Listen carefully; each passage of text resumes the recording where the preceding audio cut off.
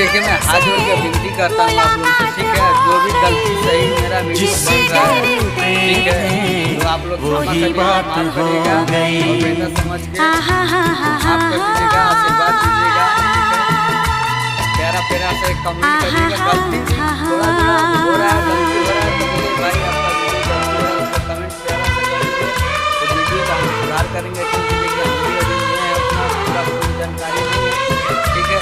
इसलिए मैं बोला अपने जनता से, बड़े भाई छोटे भाई से और माफ़ी मांग लें ताकि हमको भी बड़े भैया छोटे भैया लोग माफ़ कर देंगे, ताकि जो भी सही गलत वीडियो बन रहा है उसको क्षमा करिए, माफ़ करिए और आशीर्वाद दीजिए। प्यारा से कमेंट, लाइक, शेयर, कमेंट आप फॉलो कर दीजिए ताकि पता चल जाएगा। हाँ भाई हमारे बड़े भैया जी कमेंट किए हैं, जब आपका वीडियो गलत जा रहा है चाहे सही जा रहा है तो उसको सुधार करेंगे, ठीक है। तो ऐसे ही प्यार आशीर्वाद देते बनाए रखिए, ठीक है। Thank you, love you.